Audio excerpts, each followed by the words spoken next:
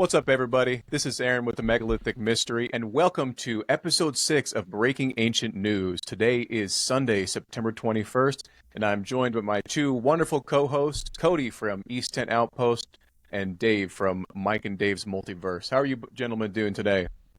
What's happening? Glad to be with you guys. Happy Sunday. Hey, good morning, everybody. Let's talk some breaking ancient news.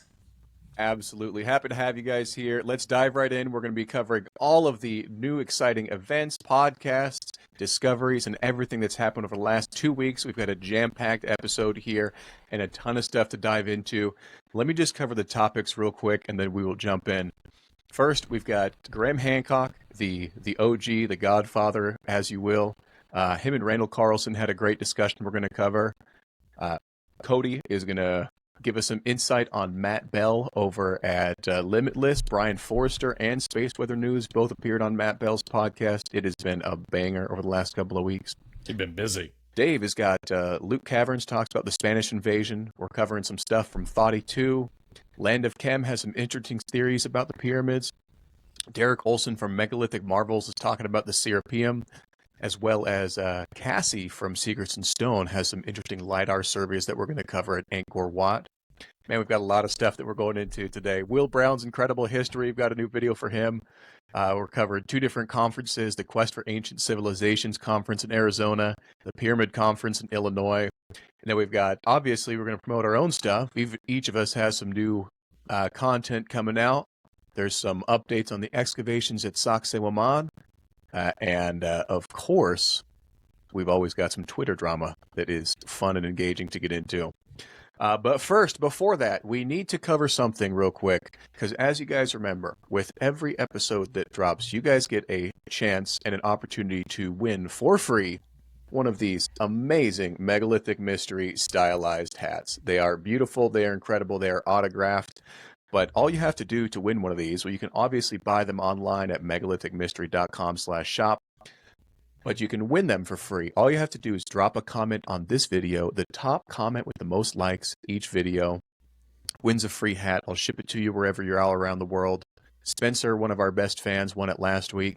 But let's pull up and see who won it this week. Let me just share my screen right here and find out who we've got. Coming in at number 3, we've got Robert Measures 8012. Awesome episode. Looking forward to more ancient news with 7 likes. People, we have progress here. The comment that won last week only had 8 likes. That was the most liked comment. So now here at this one, and coming in at 3rd place, we've got 7 likes, and I like that. Love to see it. Coming in at 3rd place, we've got that one. Coming in at 2nd place, let me just pull it up here. We're going to show comment number 2. And this is from Jamie's Mole. Guys, recently discovered your channel. Currently working my way through episode 1 through 4, but have a feeling this episode takes precedence. That's got 8 likes, so already tying last episode. And then coming in at number 1, let me pull this up here real quick. We're going to send... Now, this one, there's some controversy about this one, to be honest with you guys, because we've got Cody over at East10 Outpost with the winner with 11 likes. Woo! Yeah. Love this, guys. Had an absolute blast. Can't wait for the next one. So what do you think? Cody's already getting sent a hat from me. So should we send this autographed one out to you that you can distribute, or should we give it to the next guy? I think you should send that to number 2. I've got one coming my way. I still want you to sign the one that you're sending. Who was number 2? But let me share it again here. We're going to have to find them on YouTube. It was... Let's get that man a hat. Jamie's Mole, you are the winner. 8 likes, recently discovered, having this episode take precedence. Jamie's Mole, thanks for being a fan. You are awesome. Each one of our fans. We love you guys so much. We cherish each and every one of you, and that's why I want to do cool stuff for you guys.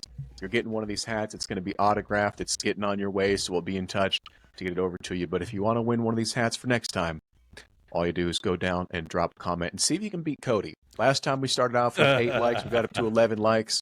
Now let's see if we can do something even better next time. So thanks again for the participation in the comment contest. And with that, let's move on to our first topic here. Oh, this is a topic that I've got. So this one's going to be a fun one because obviously, like, one of the main reasons that most of us here and most of the people listening to this podcast are interested in this is because of Graham Hancock. He wrote the book Fingerprints of the Gods, Magicians of the Gods, and he was one of the first ones on Joe Rogan to talk about this and popularize this. And obviously he had his series Ancient Apocalypse. It's had 2 seasons on Netflix, and we absolutely love that. I specifically do because he talks about Peru, which is where I love to be and where I love. But let me just pull up a clip here from his episode here with Randall Carlson. This was just a... What am I trying to say here? Oh man, it just pulled up a whole bunch of weird clips for me. What this was him and Randall sat down for a lecture together and went over some great information. But what I love about Randall Carlson and Graham Hancock is that they both promote discovery and exploration and opening your mind, and that's one of the things they talk about here. So let's just give this a listen. Really, is that all of us here in this room who have curiosity and a passion for the past, we are all capable of bringing something to it. It cannot be left in the hands of the academics. They do have a role to play, and it's a useful role, but it cannot be left exclusively in their hands. We cannot have small groups of academics who claim a monopoly on the story of the human past. And everyday people who've not got those letters after their names are the people who are making the breakthroughs in this field. Motivated by curiosity. Yeah. And just wonder of how things actually work. Yeah, that's right. This is a PowerPoint. That's all I wanted to share with you guys. I mean, that's something that's absolutely inspirational to me. He's talking to me. He's talking to you guys. He's talking to every one of you guys. It doesn't take somebody with a degree in archaeology to make some of these discoveries. Göbekli Tepe was discovered by accident, and a lot of this work, whether you have a degree or not, can be pushed forward by people that have genuine interest and explorers. I mean, look at what Matt Baell is doing with those vases and the work that he is personally funding. So, and he doesn't have a degree to his name. So, it's really cool to see Graham, as always, talking about that stuff. I know both of you guys, love Graham and love his work. So, you guys want to say anything about that and what helped inspire you guys? Yeah, I mean, the tagline for my channel is stay curious. So Randall really hit the nail on the head for me, because that's the possibility for all of us to go out there and make a difference. Just 100 short years ago, that's how the field progressed, was by explorers and discoveries made by laymen's, essentially, and then the professionals would come in after them and do the data. But only recently did the monopoly really form. So I always love hearing them talk. It's great.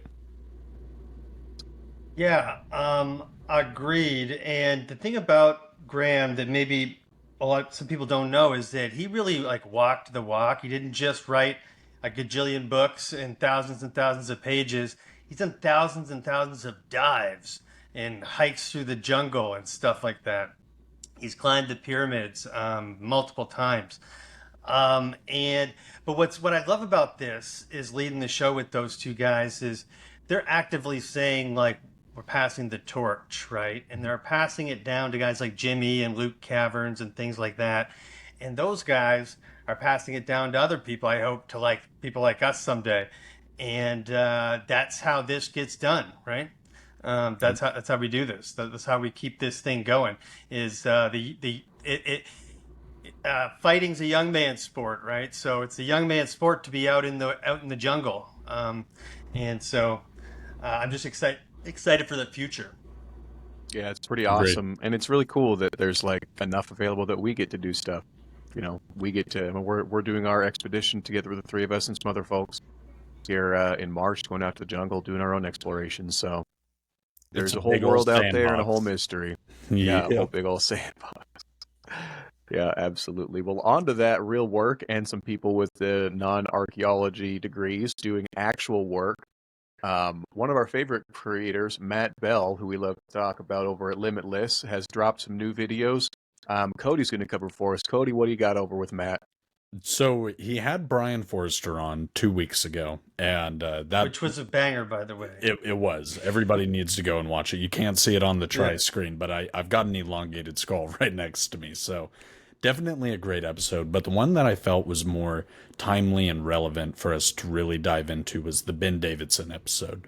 So if you could pull up the first clip, let's go ahead and show that, and we'll talk about it a little bit. So on the sun, on Earth, on Jupiter, and Uranus, we have direct evidence of magnetic changes. And on all the other spheres, we have evidence indirectly that supports the idea that the entire solar system is going through a magnetic shift. That's a lot of coincidences. And there's actually some more. But before we get to them, we have to ask ourselves, what could do this? Right. Is it just our solar system, or is it the galaxy? Well, it is the galaxy, but it's an interesting feature of the galaxy. It's the galactic current sheet. And so everything we know of in terms of galactic magnetism tells us that there's something weird happening within the plane of the Milky Way galaxy. So on the sun, on Earth, on Jupiter, on Uranus, we have direct evidence of magnetic changes. And on all the other spheres, we have evidence indirectly that supports the idea that the entire solar system is going through a magnetic shift. That's a lot of coincidences. And there's actually some more. But before we get to them, we have to ask ourselves, what could do this? Right. Is it just our solar system, or is it the galaxy? Well, it is the galaxy, but it's an interesting feature of the galaxy. It's the galactic current sheet. And so everything we know of in terms of galactic magnetism tells us that there's something weird happening within the plane of the Milky Way galaxy. It restarted, didn't it?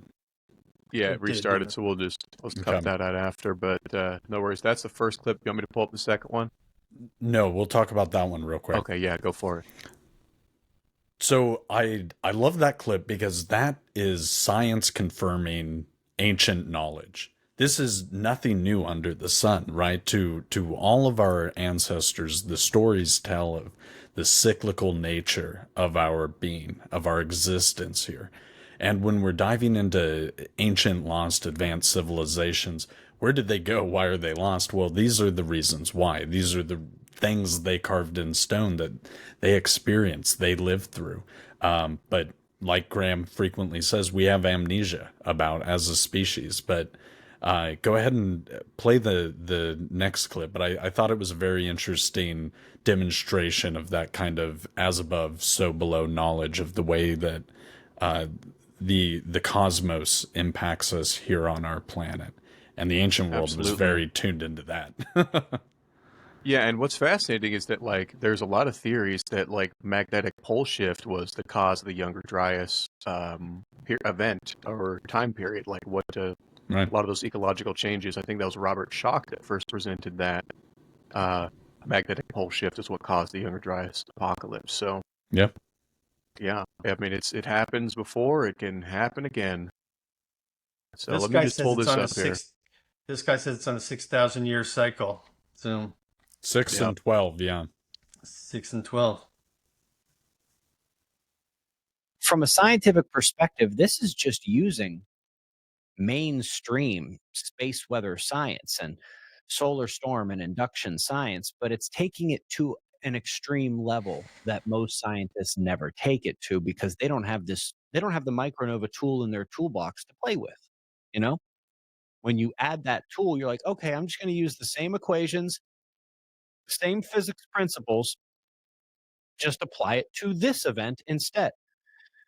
The low velocity zone completely melts, the crust is unlocked, and we get the shifting 90 degrees to put the ice where it wants to be. And then, several thousand years later, more new ice has accumulated at the polar region so that when it happens again, it can tilt 90 degrees once again. Now, Give us a little context there, Cody. What's he talking about the 90 degrees? He's talking about a 90-degree pole shift? Yeah, so when a geomagnetic excursion happens, or I believe this particular clip is about the sun nova. The sun actually unlocks our planet like a key and causes the crust to untangle itself and be able to move more freely. So it does what it wants to do, which is move the heaviest side of our planet, which is the ice caps, over to the equal stabilized part, which is the equator. So in a day's time, essentially, we would have the North Pole, what we call the geographical North Pole, shift over to the equator. And that's exactly the kind of catastrophes that our ancient ancestors wrote about in, every culture all over the place. And it's interesting when science confirms that incredibly ancient knowledge. That is really cool. That is really cool. Yeah. Well, we always love Matt Baell, and we love hearing stuff from him, so definitely go check out his channel. And what was Space Weather News is the guy's Twitter handle. What's his name? Ben Davidson. Yeah, really good channel. He puts out like daily almost content, really good channel, always talking about this kind of stuff. I get a little, I don't know, there's a lot of people online talking about the solar catastrophes and stuff and sun cycles and whether or not we're all going to die because of the sun.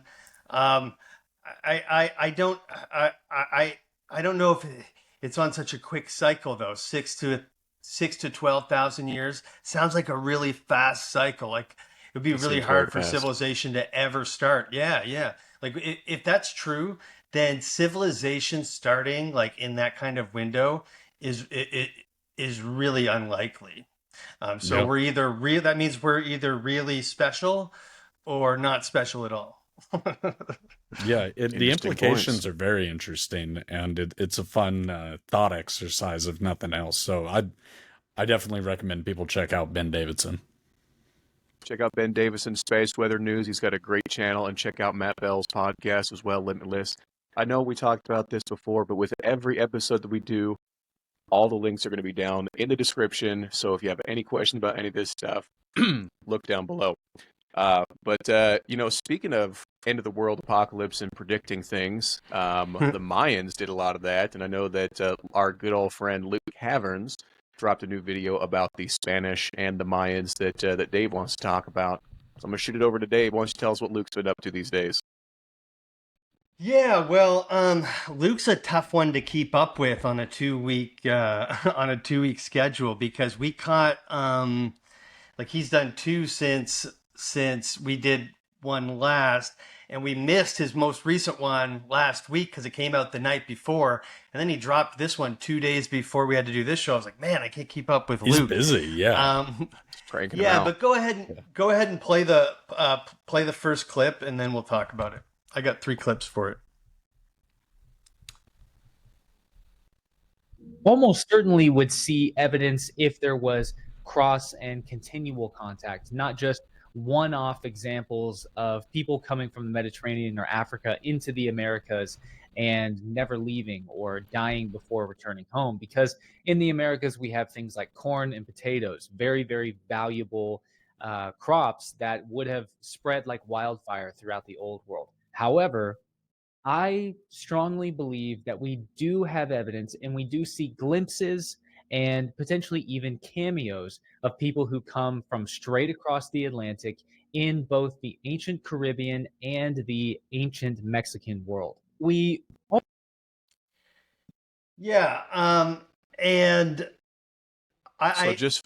was from the video. Did Phoenicians discover America before Columbus? Yes, Phoenicians discover America before Columbus, or Africans, because he talks about that as well in the video. And what do you guys think about that? Like, there's evidence that we traveled one way, but not the other. And what he's saying is that if it was going the other way, basically from North America to the Old World, we'd see potatoes and corn. Do you think that's like strong enough proof there that we didn't travel the other direction? Yeah, like we didn't go from America to the Old World. Yeah, correct. Mhm. Well, here's the deal. I need to connect with Luke because I'm producing a video that I've been kind of holding off on for a little bit, but there is an account that I have found that is a well-known account. I'm not going to spoil it for you guys because I'll do the full video here a little bit, that talks about a group of people that left from Sumeria area and from the Jerusalem, Middle East area and traveled to the American continent and settled there. So very interesting stuff, and I think there's a lot of connection there. But I think Luke's definitely onto something with that connection from the African and the Phoenicians and other civilizations visiting America before Columbus, and we know that the Vikings did as well. Yep. Yeah. And the next clip shows some evidence of that. So let's check that out. Yeah, this is Monument 13. Yes, correct. Okay, perfect. Let me pull it up here.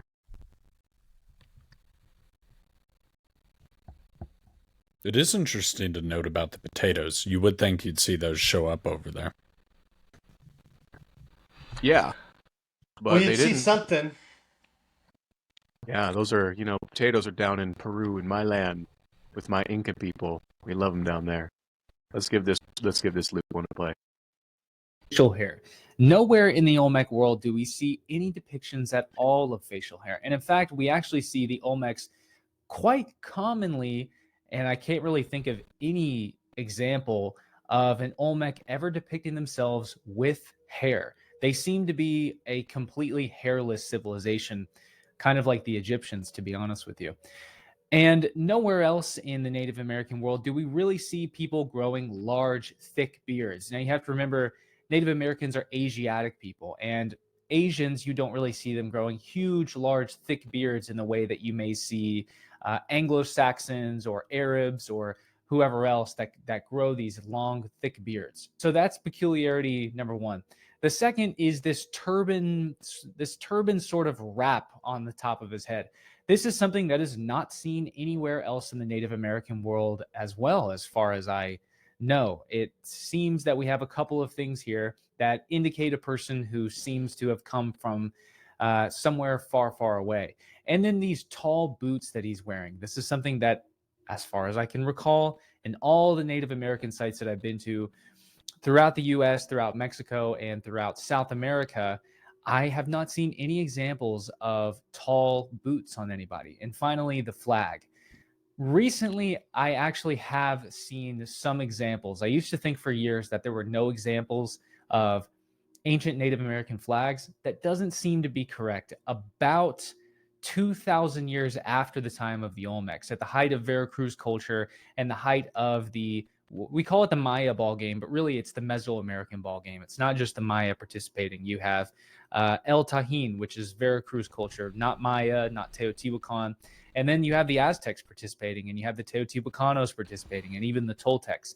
It seems that during this time, there's some limited evidence to suggest that No, stop. ancient I don't Native know why. Americans did. I don't know why the clip didn't cut off there. That's All right, weird. no worries. That one, Monument 13. Have you guys seen that much? That's just one example of like a bunch of examples of like people coming from the old world to the new world much earlier, like just with like iconography and stuff like that. But I didn't looked at that one too hard before, but I thought that was pretty cool. I've seen that one pointed out before, and it is very interesting because the Mesoamerican world was very particular about their iconography, which I'll get into later. And to depict the long boots and the turban and everything, they meant what they meant when they carved things. They were very specific in their symbology. So that one it's almost an out of place object kind of vibe to it, because it's they wouldn't have just made those things up. It's obvious when they're doing that. Yeah. And if you don't have anything to say about that one, you can play the next clip. Yeah, let's go to the next clip here. Just play the first little bit of it. I'll tell you when to cut it. As far as Africans coming over and establishing civilizations anywhere in the Americas, this goes This goes the same for the people of Easter Island, the Vikings, and the Phoenicians as well. There is no evidence of people traveling across into the Americas and essentially colonizing the Americas before the arrival of Columbus in 1492. I just don't think that civilization was at that level to begin colonization at that level prior to the very early colonial period or the end of the Middle Ages. And I should also quickly add that Strabo, another one of our ancient sources, writes about the fact that during late You can stop it. middle of the Do you agree or disagree? I'm going to say the book's still out on that. He's saying there's no evidence. No evidence. There might not be, but there's no evidence of colonization pre-Columbus. I don't tend Well, yeah, to believe in large-scale colonization. No, I kind of agree with that. Yeah, colonization's an interesting word that seems like a nation Mhm. intending to go settle a new place. Right. Whereas, Yes. I believe that most of the people that probably ended up settling the North American continent were nomadic and ended up there either by accident or through traveling. Yep. Accident with like a shipwreck or a storm or something, like blowing their ship in the wrong direction. But colonization would imply intent and foreknowledge, and yeah, there's very little of that until Columbus. As far as evidence goes, yeah. Yeah, well, I mean, Yeah. could change. Could change. Yep. I think the Yeah, for Vikings sure. made efforts way up in North America, but nothing down in the South American world. Yeah. Yeah, like would that one count? That one in Newfoundland, the Viking one in Newfoundland. I can't remember what it's Right, called, I but mean, in Newfoundland, Canada, there's like a Viking one that's like a legitimate settlement pre-Columbia. But would that Yeah. count as colonization? I think Right. we're playing pedantics here. Yeah. But Yeah. Well, that's cool stuff. We love Luke. He's always coming out with great stuff, so give him a follow. But then, Dave, you also, I've got on here that you wanted to introduce somebody new to us that I haven't even heard of before, Thoughty2. Why don't you tell us about him? We got a few videos from him to play. yeah, I'm excited to introduce people to Thoughty2. What's interesting is like he's got a massive platform, and he does a lot of history, like a lot history and like just science, cool stories, interesting stories. He uses a cool animation to tell his stories, but sometimes he does ancient history. This week, he happened to do one on the Terracotta Army, and it plays into a theme that we see often in like the breaking ancient news realm. And so, if we could play all three, starting with just the intro there. Absolutely. Buried deep beneath the ground was an entire army made of clay, including chariots, horses, archers, and a complete hierarchy of officers and generals. Archaeologists estimate the number is somewhere north of 8,000. But very few people realize that something even more amazing was buried just a handful of kilometers down the road. When the Terracotta Army was created more than 2 millennia ago, it wasn't just some random piece of really impressive artwork. Those soldiers were built to stand guard of the greatest tomb ever conceived by man. That tomb was built for Qin Shi Huang, the first emperor of China. And this is so utterly outrageous, it doesn't even sound real. For starters, there's the sheer size of the place, covering an area of some 56 square kilometers. That's about the size of You my can stop it. by far. So before we move on to the next clip, I knew that it was like there was like a massive tomb there that no one has been in before. We found the army, but that there was this massive tomb there. Did you guys? Yeah, I it's knew there booby was a trap. tomb. Yeah, it's like filled with mercury or something crazy like that, right? A river of Yeah. liquid mercury. Go they into the say. next clip, but yes, that's what he talks about next. But we'll get into the other part here in a second. But go, He next makes clip, good please. stuff. I've seen him before. I does, wasn't familiar with the name, but yeah, I like his content. This is very clearly one of the most important archaeological sites on Earth. So why the hell haven't we excavated it yet? The first clue comes from a historian called Sima Qian, who wrote an account of Qin Shi Huang's life about 100 years after his death. Included in that account were some peculiar details about the emperor's tomb. For one thing, he claimed it was protected by a series of booby traps, including hidden crossbows that were primed to shoot at unwary intruders. Sima Qian also claims the tomb contains some kind of map, a representation of ancient China. But not just any map. This cartographical masterpiece apparently featured real flowing rivers made of liquid mercury. Now I know what you're thinking. Literal rivers of mercury and ancient booby traps? This isn't Indiana Jones. Most historians agree with you. Or at least they used to. But back in the summer, this is very clear. That's pretty awesome. Very cool. Probably knew that. That there was, but I asked about like a handful of people, like maybe 6, after I watched that video, just like, did you know about the Terracotta Army? 5 of them said yes, but all 5 of the people I asked didn't know that there was like this other massive tomb. But there is like a whole city, basically, like everything you need to like operate like a city. There's granaries and banks and business offices and like all kinds of stuff, right? But it does have the rivers of mercury and supposedly the crossbows and things like that, right? But that's like my favorite kind of story, guys. Like that's like a real. Come on, Cody. That's like, doesn't that give a guy like you like get you excited? Oh, definitely. And that's why I do happen to know about it, because I've nerded out on that before, and I believe that they have done some scans and can confirm anomalies, which they kind of back up the rivers of mercury. So, it's mad what I would give to be a part of the crew digging into that. That's cool. Yeah, that would be Aaron, awesome. do you know why they haven't dug into it? Like, I've heard, you know why? I just had heard that it was it's China, it's sacred, and B, just the risk. I heard it was, and again, this is not substantiated, but I just heard it was just like the risk of how much mercury was in there, that like it could flow out and damage things. But one of the big concerns I've seen is that the tomb would kind of implode on itself, that it would be booby trapped to close in on somebody trying to rob the tomb. So that's one of the reasons I've heard. Yeah, and all of those reasons like have some validity according to the video.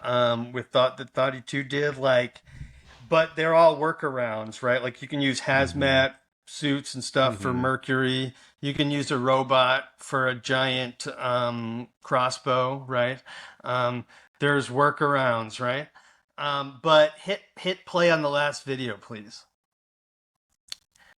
This is the reason. Yeah, if anywhere could figure it out, China could if they wanted to. Might not know.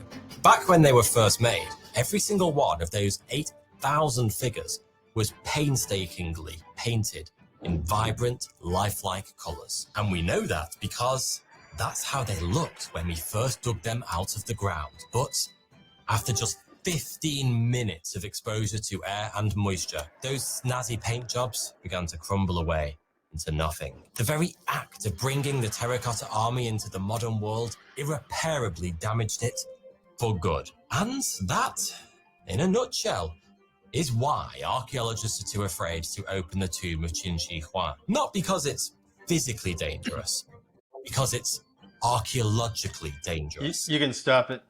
Very cool. It's literally become Schrodinger's cat. I wanted to ask you guys, about the idea of something being in archaeological danger, and if you could pull up that clip or the X post from Dan Richards, because this is the excuse most commonly used for Göbekli Tepe. Yeah. And I haven't heard anyone dramatically disagree with this terracotta one. I'd heard this once before, but it doesn't get talked about much in this context. But it's the same reason, right? Yeah, it's what Dan says. There aren't a ton of sites. I would say screw the experts. Dig. We need to see everything we can get from this place. Göbekli Tepe. ranks right behind Giza for this in my mind. Dig, dig, dig.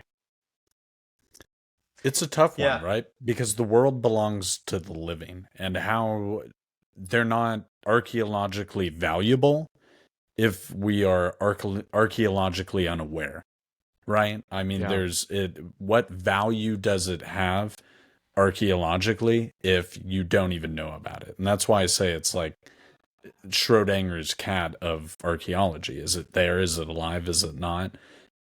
They're assuming that these things are there and that it's valuable that they preserve it. So what, you're going to leave it there permanently to rot away in the ground? Well, that's just dragging it out, and then nobody gets any archaeological value from it. So I don't know. It's a tough one. Yeah, I can understand like religious sacred significance, but I feel like after, maybe 300-400 years, 500 years, like, let's just go for it. Let's get it out of there. Yeah. Well, there's things to be learned. What if the act of opening it up literally starts the decomposition process of like the relics, Like, Well, I mean, what if how would you know the opening it up relics is existed dangerous? before they started decomposing? Right. And I mean, Yeah. that's kind of where I'm at. Like, the documentation should be immediate. They should be prepared to do so. And I mean, if that is the concern, like when we expose this to air, all the paint's going to fall off and we're not going to know what it looked like. All right, then get in there and be ready to document every second of it. Or like Dave said, there's workarounds. It's freaking 2025 in China, where most of the robotics comes out of. Are you telling me they can't come up with something to get in there and not expose it? I'm sure they can. I'm just going to put my tinfoil hat, before we move on to the next topic, I'm going to put my tinfoil hat on and say that somebody's been in there. I'm sure of it. Oh, I'm sure. They want it closed for a reason, is what I think. Yeah. There's my conspiratorial take. Somebody's been in.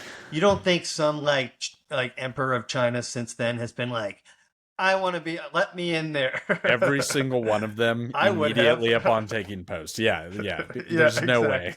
There's no way. Anyway, Thoughty2, guys, check out his channel. Really like it. Good stuff. Does ancient history sometimes.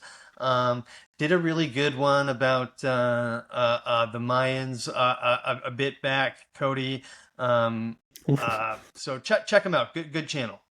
Good speaker. Thoughty2, check him out. Thoughty2, check him out. All right. Wonderful. Moving up next here, our producer, Danny. Shout out to Danny. I hope you're listening in here. We've been having some problems technically getting him on here to run the backboard, which is why I've been doing it. But, Danny's going to be joining us next week, hopefully, in the full-time role as producer to get this going. But he wanted us to cover a couple of things here that I'll pull up here. Land of Chem. Are you guys familiar with the Land of Chem? Yeah, he does great work. Yeah, he does good work. I don't get a chance to watch a lot of his videos. They're definitely worth watching, though. And he's like really like right on the pulse of what's happening at Giza, which is like there's a lot of people that are. So we'll check in with him once in a while.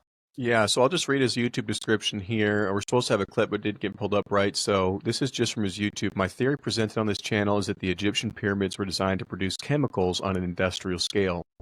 So pretty cool stuff. He's got a new video that just dropped a few days ago.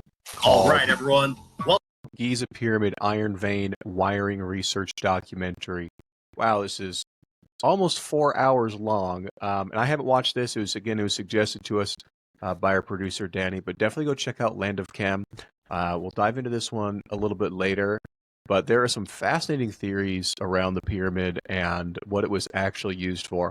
I mean, I think we've all seen those, late night Ancient Alien episodes where, there's some artist who's drawn pictures of the pyramids beaming up energy to charge spaceships. I have one right behind me, actually. Well, I think that is a possibility, a very, very, very, very small possibility. I think there is much other uses for the pyramids, but I think the fun comes because it's pretty clear to anybody with, I would say, a brain that they weren't tombs. They weren't tombs. There was no mummies. There was no ancient remains found in there. So what were they used for? They were What's your doing leading something. theory, Dave? I want to hear what you think. Well, I've been down this rabbit hole for like 30 plus years now, since I saw Mystery of the Sphinx with Robert Schoch. Oh yeah, I love it. It's my leading theory that they're just multifunctional. They're multifunctional. There's some sort of chemical processing. There's some sort of resonance built in there. There's some sort of time capsule. There's some sort of language, both mathematical and geometric, and astronomical. I think the ancients were trying to tell us like a bunch of different things in a bunch of different ways. It's like what we did when we sent our own message out into space. It's like, how many different ways do we know how to say hello? Yep. I think the pyramids are quite similar. I think a lot of that as well, because the when you're going to do something in stone, right, you should probably let it have more than one use, more than one meaning, because it's going to stand the test of time. So they knew that, but I think they actually served a purpose of stabilization. I think a lot of the monuments around our planet sit right on energetic nodes, and when they were complete and when they were in their form, I think that helped with our magnetic shifting, or at least I think that's what their effort was, as far as why they would place them where. If I may, there could be purpose to that. All the ones all over the planet for stabilizing things like that cause cyclical catastrophe. Yep. Coronal mass ejections, pole shifts, earthquakes, things like that, right? Yeah, Yep. Tons of stuff. And something I think about too, like if humanity were to vanish all of a sudden again, for the people that believe that the pyramids were not built by the dynastic Egyptians at about 2400 BC by Khufu, for those alternative history people, if we all vanished again nowadays, which of our structures that we built would survive 1,000 years? Very few. Which of ours would survive Hoover 10,000? Dam. The Hoover Dam, and that's it.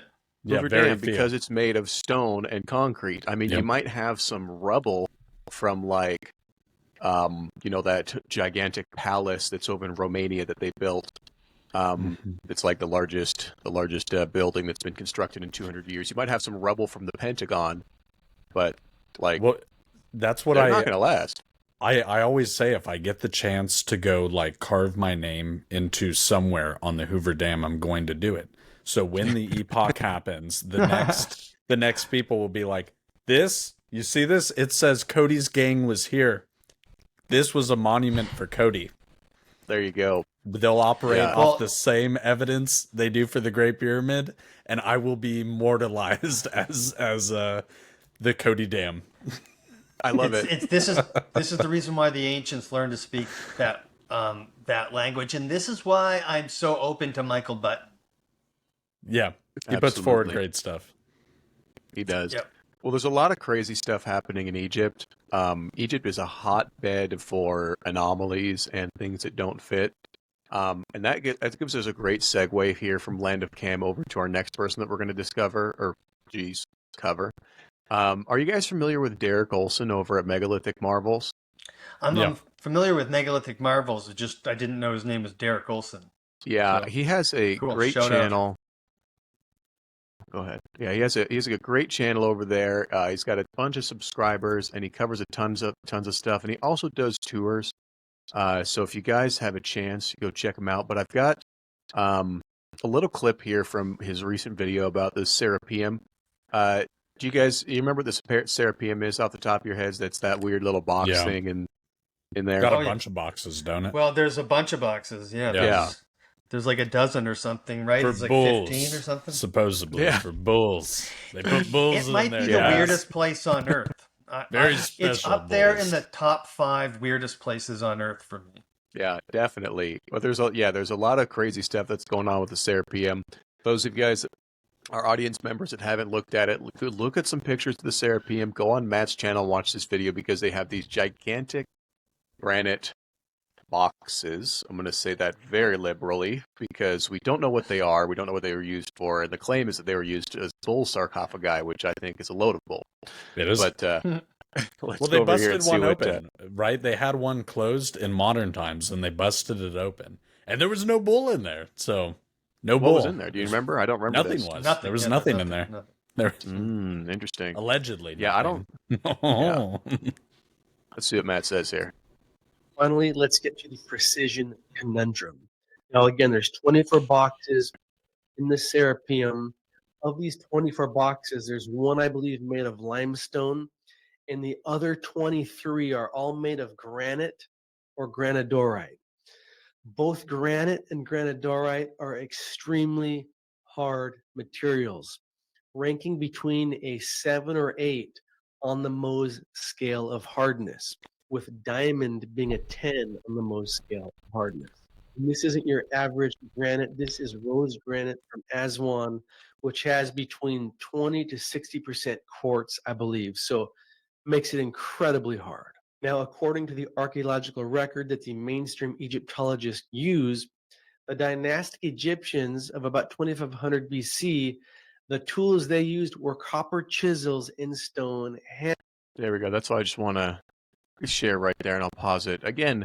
Just like Peru, just like ancient Turkey, just like where all these places where you have this incredible precision of granite, and even though he said it incorrectly, diorite. Yeah, I was like, what? Yeah, so many ways. Like this is what the tools that they were using. Yeah. Like they didn't have a lathe, they didn't have a screw jack, they didn't have like a saw, or I think the Egyptians did have a saw, but it was like a wood saw. I mean, like yeah, it's crazy to think that the dynastic Egyptians of 2500 BC built this kind of stuff. Pound stones and sand. Pound stones and sand. Copper chisels, man. It's copper chisels. I wish, dude. I want to get a set of copper chisels. Maybe I could start doing some really cool stuff in my backyard because apparently they're magic. I watched a clip the other day of it being explained how they just had a line of guys and they would make one strike on the copper chisel and then run to the back of the line to repair their chisel. Well, they worked their way back up to the front of the line, and that shit had me snort laughing about it. Could you imagine? I mean, it was a national project, guys. It was a national project. Oh yeah, we forgot it. It was a national project. Yeah, exactly. I meant to shout her out when I was talking about Luke, but Johanna James and Luke Caverns do a live stream that they did a couple days ago. Raiders of the Past. Michael Button on it. Raiders of the Past, is that what it's called, yep, Cody? Raiders of the Past. Yeah, and it was pretty good this week. And Johanna James is great, and she sells these T-shirts that say "Copper Chisels," the Copper Chisels, and it's like the name of a band, but it's also like in reference to like how they say Copper Chisels did everything. And it was so really they're good pretty shit cool back T-shirts. then, so go check them out and check out Johanna James's channel too. Yeah, check out Johanna James. We'll link it down below. And check out Derek Olson. You know, if you guys ever want to go on a tour to visit any of these places, Derek does them all the time. Let me just pull it up here because I want to shout out another channel that we're going on. We're going to show here just a sec. But here's Derek's tour page, megalithicmarbles.com/tours. This is the one specifically that I want to talk about with you guys because I know that we've talked about Angkor Wat before. But my friend Cassie over at Secrets in Stone has a new video on here, and you guys can go on a tour with them. $1,500 for 6 days or 7 days seems like a pretty good deal. They're going to take you to Angkor Wat, Priya Vihar Mountain, a whole bunch of stuff. That's awesome. Unforgettable expedition through Cambodia. So hit them up if you want to go on that. And the other portion is... Quickly, if I could comment on that, she's coming on on my show in a week or two, and so I'll try to get an update on that and bring it back to you guys in a couple weeks. That'd be cool. Wonderful. Yeah, Cassie Cooper Smith is her name, and she has a YouTube channel. It's called Secrets in Stone. It's and good. Cassie, you know, I've said this before, and I'll say it again. Cassie and I feel like Cassie and I are just, you know, the same soul in different bodies. She went on a tour to Cambodia and saw all these magnificent structures. I wanted to tour Peru and saw all these things, and we were both like, what am I doing with my life? I need to be focused on this a lot more, and I need to get involved in this a lot more. She quit her job and started doing this channel full time. So good job on her. Good job, Cassie, for doing that. Like, yeah, living the dream. Great channel too. Good channel. Yeah, great channel. So let's see what she's at, because she's talking about here the Lidar surveys at Angkor Wat, how they feature so much more than what you can actually go see. Adjoining the southern side of the moat, Lidar revealed a series of rectilinear, coil-shaped embankments. This particular feature, built all along the south side of Angkor Wat, is 1,500 meters by 600 meters, or a mile long and half a mile wide. It consists of 10-meter wide banks arranged around small ponds with continuous channels between them. I'll read to you from an archaeological report on the site. The rectilinear coil-shaped embankments are of indeterminate function and with a form never before documented in Angkorian archaeology or iconography. However, ground verification and preliminary analysis reveal no apparent function relating to agriculture, occupation, or water management. So if you guys can see it here, they have these. That's amazing. They were detected only by LiDAR. These cool geometric features, these almost like mound builder type stuff below Angkor Wat that nobody knows what it's there for. Nobody knows what it was like. It's got no apparent use. It's just like literally just these cool designs. So it's incredible. Some cool stuff there. That whole area, that's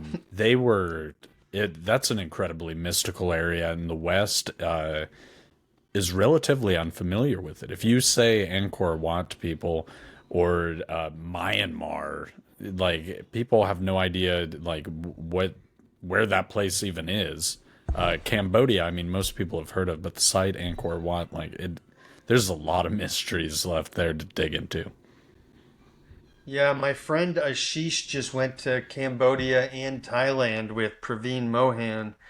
That's cool. I might be able to get him on the show at some point. He's really good at talking about this stuff. But that area of the world had some of, like, Angkor Wat and Angkor Thom are some of the most complex. They're I hate to goat list everything, but they're like the top 5 too, man. What the hell was going on there? Yeah, what the hell? They're wild. Because when you could see them from above, from an aerial view, it brings it into full context where you're like, what? Like how perfect is it? It's amazing. Yeah.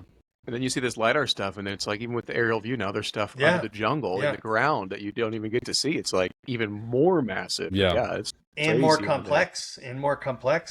Yeah. All right, boys. Mexico in March, Cambodia in, let's say, November of next year. Let's do it. Let's go. I like it. Let's go on another expedition. Maybe Graham Langdon might be. That's the area of the world I'm trying to get out to with Graham Langdon. So that'd be great. Yeah, maybe we can make that a larger expedition. That would be awesome. Depends on what my new job looks like, but maybe. You gotta head machete through obscure Asian jungles with us, Dave. No excuses. Okay. Who needs work? Nobody. Yeah, bills pay themselves. Don't you know? It grows on trees. Well,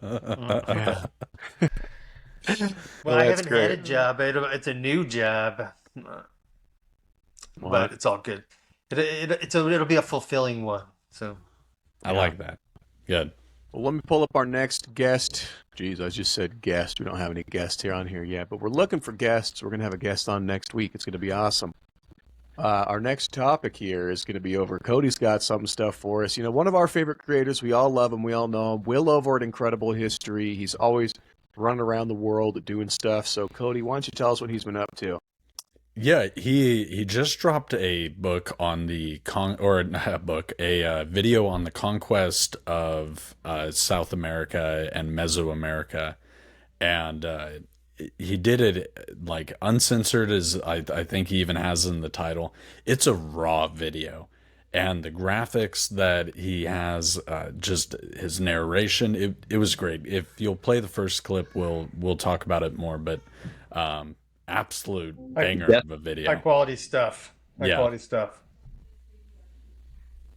Attempt to get the Spanish to turn around. Montezuma sends the Spanish more gold, lots of it, The Aztec account of this moment describes the Spanish lusting at the sight of this gold, holding on to it, clutching it, and examining every inch of the gold with joy and excitement. And this, of course, would have the opposite effect on the Spanish. They wanted to meet Montezuma more than ever. When the Spaniards entered the outskirts of the city, their minds were blown. Bernal Diaz admitted that he had never imagined such beauty and believed nothing greater could ever be found. We were struck speechless by the things we saw. It was hard to accept that it was real. On the one hand, the great cities filled the land, on the lakes even more. Canoes were everywhere. Before us was the great city of Mexico, and we were fewer than 400 soldiers. We couldn't help but remember the warnings from the Indians and all the others who had told us not to go to Mexico, and that once they had us inside, they would kill us all. As we drew near to Mexico, the great Montezuma stepped down from his litter, supported by two great lords. Okay. Yeah, man, that is such an amazing story, and Will really he does a great job in this video just getting the imagination running, and to think about like what a sight Mexico would have been in its prime. Beautiful and horrifying and just opulent. Like there were so many different almost competing ideas all accruing at once to make this magnificent, breathtaking sight that you can only imagine what the conquistadors were feeling when they rode up on horseback and saw that for the first time. It would take your breath away. Yeah, absolutely incredible. I I imagine it takes my breath away when you go there nowadays. You know, when you go to visit Chichen Itza and Tenochtitlan and Teotihuacan, like it's amazing. Yeah, but yeah, in the heyday, more incredible. Well, it really, as much as the world in our modern time loves to fawn over Egypt and how opulent, they seemed in their peak, I don't think they held a candle to what was going on in Mesoamerica and in South America. And if you'll play the next clip, it makes you think a lot about what we lost and what we'll never know. Yeah, you're absolutely right. They had so much gold. While I'm pulling this up, the story of when the Incan emperor Atahualpa was captured, he offered the Spanish a room filled to the ceiling with gold that was 80 feet by 100 feet and 8-foot ceilings, and they filled it with gold and gave it to the Spanish, who sent it back to the Vatican, and that's where all the Incan gold ended up. Yeah, the Mexicans had tons of gold too. Yeah, and they just melted those idols down and everything. Man, it kills me to think about. Yeah, it hurts. It hurts. All right, I got it pulled up here. Let me share it.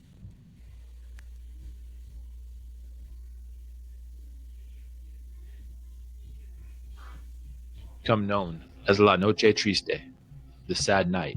The plan was simple: march out under the cover of darkness, crossing the causeways, and escape to the mainland. But the Aztec knew every inch of the city. They smashed the bridges, cut off all exits, and swarmed from canoes on both sides. The Spaniards were struggling across the causeway, crossing with these makeshift beams they had created, but greed and the weight of gold would hold them back. Many of our soldiers, greedy for treasure, loaded themselves with it, and in crossing the bridges, they fell into the water and drowned. Hundreds of men and horses, both Spaniards and allies, sank into the lake, being drowned by the riches that they came to steal. In the book Conquistador Voices by Kevin Seipel, he explains a situation that occurred where the only way to cross was to use this pile of dead bodies as its own bridge, even pushing allies that were still alive into the water so they could try to cross. And this retreat became a slaughter. Warriors filled the causeways, hacking and stabbing with obsidian blades. Cortez himself was badly wounded, become known as La.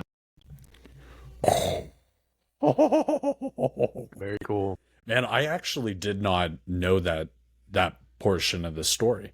That was new to me, and he describes it so vividly. It's terrifying to think about the run those 400 men made for it. It's brutal. Yeah, that would be. I mean, dude, the ancient times were people were just so much more accustomed to death. I feel like that. just the ease that it was, or how easy it was, it seems like, to like take a man's life back then. Like people just like killed each other for like nothing. Comes and it goes, yeah. Seems like. Yeah. Oh man. Yeah. Cut your damn heart out while it's still beaten with an obsidian knife. Oh, they didn't play. Yeah. I had a conversation with somebody the other day about how I was trying to tell them that this was the best time to be alive for a human, like as far as we know, ever. And they didn't believe me. I was trying to explain, but even just a couple hundred years ago, like, yeah, you didn't really have any rights at all. Well, So like if you were born a twin in Mesoamerica, you were toast. Like it was done before it began. Like yeah, people got it good now. We do underappreciate that. We definitely do. Well, yeah, but onto that stuff here. I've actually got a few things, or it looks like you've got a few things here on those Mayans that you wanted to bring up here, Cody. So let me share this article here that you wanted to tell us about. The altar Q in Copan. Many people have looked at Maya symbology and their iconography, and anybody who knows anything about symbolism or has dove into the research of ancient symbolism, you realize pretty quickly from looking at Mesoamerican and South American art that they're very specific about every single thing they committed to stone. Because of course, I mean, they were chiseling stone away from these glyphs that they ended up creating. It's not like they were even just carving them into stone. So one of the things that's very particular and peculiar is the hand signs that Maya leaders are often making in the iconography. And one person believes they have cracked the code of what that actually means. So if you want to play the video, that kind of gets into it a little bit more. Absolutely. Let me pull up this video here.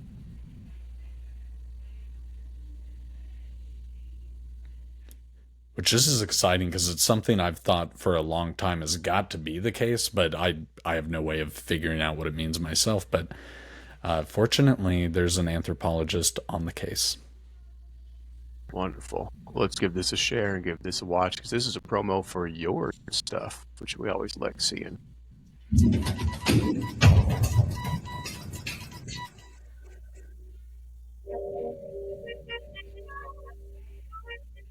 Well, here's some incredible news coming out of Mesoamerica that you might have missed. Cultists and symbolists alike have long understood the Maya to be one of the most symbolically rich civilizations that's ever lived, beating out maybe even the ancient Egyptians. However, unlike the ancient Egyptians, whose esoteric traditions were carried on through the Templars, the Masons, the Rosicrucians, and others, most of the ancient America's esoteric traditions have been completely lost to time. Echoes of it still carved into stone, but falling on deaf ears. Well, fortunately for us, one anthropologist believes he might have cracked the code to the Maya hand language found all throughout their art and iconography. Let's dive in and take a look. Researchers have studied altar Q since the mid-1800s, dating to around 250 to 900 AD, and now anthropologist Rich Sandoval, who calls it, quote, one of the most storied artifacts of ancient Mesoamerica, end quote, in his studies, writes that we can learn more about this classic period stone carving by looking at the ruler's hands. In fact, he noted, rulers have particular hand positions in much of Maya art. Quote, almost anywhere you see Maya hieroglyphs, you see a figure, oftentimes in the middle, at least one figure, sometimes multiple figures holding very unique hand forms, end quote. Sandoval told Live Science in a voice note, continuing, quote, so I have deciphered these hand forms as hand signs with very specific meanings, end quote. I find this study incredibly exciting because many people like myself have long looked at their art and iconography and thought intuitively that their hand signs must be doing something specific, because a picture's worth 1,000 words, as any symbolist worth their salt knows, and the Maya really took that to heart. So it's exciting to see us inch a little closer to regaining some of that lost esoteric knowledge of the Maya. But I would love to know what you think about Mr. Sandoval's research down. Wonderful. Yeah, it's That's some cool stuff there. It is neat because it with how much of the Maya knowledge is lost to us, it's exciting to think there might actually be more available to us than we realize. So I like it. Yeah. Well, the Maya wrote stuff down too. They actually had their own language, but as we learned from Will, the Spanish invasion was not a pretty sight, and after the Spanish conquest of the Mayans and Aztecs, they destroyed basically everything they could get their hands on that was written. So sadly, we're not left with a lot. Diego de Landa is a dick. Just putting that out there, as I always do. That's all I have to say about that. Cody doesn't like doing this, so I'll do it for him. But go check out his Tridactyls video with what's that guy's name? The Tridactyl Ed guy. Cassis, yes, so good. I've got good video. New long form Yeah, videos. So yeah, definitely go like and subscribe and follow along if you enjoy that type of content. No, but I didn't know. I didn't know that like all that specific. I didn't give it honestly that much attention. The Tridactyl thing, it kind of turned me off. But then I watched it from your channel, and it like presented it in a way where I was like, yeah, I got this might actually be a thing. Well, like opened my mind a little bit. Luke's been touching on it. Will's been touching on it for a while, but nobody is actually talking about the biology of them. Which in our last episode, I did highlight a clip from Will where he was discussing one of the weird plates that are found in a lot of the mummies, but still nobody's actually answering what the hell these things might have been.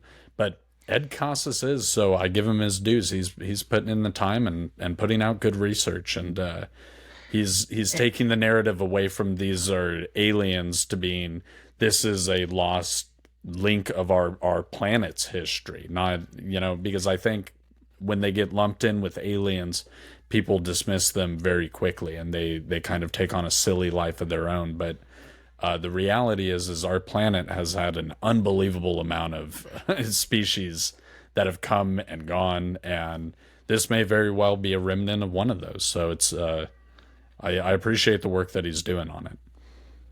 I appreciate the work you did on it. The thing looks like E.T. Aaron. They are weird as hell. Tridactyls. What do you think about tridactyls? Tridactyl mummies. It's very interesting. I really just things like this they spark my curiosity, but then I always have to check myself because just like I don't know if you guys remember a few months ago, maybe like a year and a half ago, they like brought some mummies before Mexican Congress. And they were like these alien mummies, but then it turned out like the dude that was in charge of it was like fraudulent with a whole bunch of stuff throughout his whole entire life. And so it's like, for me, I'm always like, man, I want these things, but like I have a hard time investing a lot of like thought and mental energy because it seems like I've been disappointed more than I've had like enjoyment out of it. So it's like that hope of like, oh man, I want something to come through. Yeah. Yeah, I think they do want that because it's weird, right? Anytime something that kind of disrupts our status quo is interjected into the zeitgeist, I think there's always an intentional effort to make it silly so they can make it go away. And I do think with those mummies that are like part human, and those are tridactyls too. They've only got 3 digits, but they're like huge. They're like full-size people. And they're all like wadded up and everything, and quite a few of those have been found to be fake. But these little fellers, they interest me because I do think about like the moon-eyed people, like we talked about in our last update. So those myths of little fellers running around, hey, maybe these were some of them. That would sure be cool. And like we know that humans have mixed with DNA of other species. We've got Neanderthal DNA mixed with ours, so yeah. Well, mainstream science says open. We crawled out of water, that we were amphibious, and these creatures seem to be amphibious. So maybe they're even a lost link of our own biology, is kind of what Ed is suggesting. And I think it's interesting considering what science tells us, which is we all crawled out of a puddle in Africa. So yeah, it's fascinating. I love the mystery. Love the mystery of it. And let's hope some more good things come from Ed and from that. Always appreciate Cody and his work over at East10 Outpost. Not East10 Investigates, not East10 Production. East10 Outpost, if you guys are looking it up. At East10 Outpost everywhere. Nice and easy. That's right. But East10 Outpost, as well as Mike and Dave's Multiverse and Aaron from the Megalithic Mystery, we are all going and in attendance of this upcoming conference that's happening over here in Sedona, December 5th through 7th. And I want to share just a little bit of information about that. Scottsdale. Oh, my goodness. Scottsdale. The next one's in Sedona. I just like Sedona. It's just a beautiful area. So let me share a little bit about that. The second one's going to be in Scottsdale. There we go. So this is Scottsdale, Arizona, Quest for Ancient Civilizations. I know we talked about this before last time, but we got to talk about it again because this is going to be the event of the winter. I mean, it's right at the start of December. We've got just an insane panel of guests coming up, and it's going to be great. I've actually not seen a stacked lineup like that on any conference ever. And I did just have to comment on you saying that because it is stacked. Yeah, there's two headliners, really. There's headliner A and headliner B. It's also like Michael Collins was on. Were you there? Were you there, Cody, on my show when he came on? Yeah. Michael Collins came on and he talked about this. He said it sort of took a little bit of some extra convincing to get AJ to do this, not because it's just AJ's kind of a private guy from what I understand, and he doesn't do a lot of stuff like this. He doesn't do these things. Yeah. Yeah, no, and he may not do this again. Like, I don't. This is just pure speculation from my side, but like that's maybe he may do it and decide they don't like it and not do it again. I don't. Who knows? But my point is like it's kind of. I think it's kind of an exclusive thing because the point is they're going to do this. Then in a few months after that, in the spring, they're going to do Sedona. Yep. And then in the fall of next year, they're going to do it in Austin, and that's going to be the most regular one. Yeah. Yep. But I did want to announce that all three of us are going, right? Aaron, you're going too? Yeah. And Cody and I are going to be helping out with Gary from Nerdrotic, doing a little bit of the sideline reporting and like the color studio reporting, color commentary in between speakers and things like that. So that should be fun. And you'll see Aaron kind of work in the room. Aaron, which one are you most excited to see? I don't know what any of the presentations are about yet, so hold my breath for that. So we'll find out when I get a little bit more information. It's just I like all the guys. David Childress is always great because he's just a character that's out there and has some wild theories. So it's gonna be fun. Hopefully Mike and I and Cody are going to be interviewing like most of these guys before the event and dropping them on our show. So hopefully we'll get a little tidbit of what they're going to be talking about. Mike and Dave's Multiverse, subscribe. Boom. Mike and Dave's Multiverse. And actually, on that note, why don't we just pull up the little promo video here for Mike and Dave's Multiverse. We can just give that a little shout and talk about Elizabeth Weiss safari here at Hell's Gate, and Hell's Gate is the national park of Kenya that was the inspiration for the Lion King. And so I thought this would be good for me because basically, much of my interest was reconstructing how past people's lives were like, and you can do that best when you know what type of environment they were living. I think that some of the things that surprised me most were in the Egyptian Museum were all the animal mummies. I just thought those were completely fascinating, seeing all the mummified animals. If you actually look at the DNA study, and if you look at even the government's assessment of that study, they say that the closest ancestors to Kennewick man are actually South American indigenous peoples. When I heard that, I realized that this is not just about burying remains, but this is about controlling the narrative. Yeah, and I showed that last week, but it's because I've only done one live stream since last time because I've been sick and I've been coaching basketball and a bunch of other things came up. So it's really the least amount of production we've done here at Mike and Dave's Multiverse since I've started. I've literally dare had you be people reach busy. out to me asking me if I'm okay. So yes, everything's okay at Mike and Dave's Multiverse. I look forward to that episode dropping on Friday. I've got like literally 5 in the bank and like 4 ready to be recorded next week, including Dan, Dedunking Dan. Awesome. So expect a bunch to come out. Just needed a couple weeks break. Elizabeth Weiss, I think she's fun, man. She really Yeah. loves Yeah. loves the shit out of the science. Very And passionate. so yeah, but it's about the science. She doesn't care about all the like human stuff. She's No. like, this is so neat. The Hard data data. is so cool Yeah. about this. She's Yeah. very Mhm. passionate about hard data, and I love that Yeah, because it's it gets lost. It gets lost Yeah. in the stupid culture wars. So It does. anyway, Absolutely. Yeah. Check out Mike and Dave's Multiverse over on YouTube and X and everywhere else that they want to be. I don't know. Where you guys Rumble. anywhere else? YouTube? YouTube, Instagram, X, Rumble, Instagram, Facebook, Spotify, all that and everywhere stuff. you get your TikTok. podcast from. Yeah. Not everywhere, but most of them. Yeah. Yes. Awesome.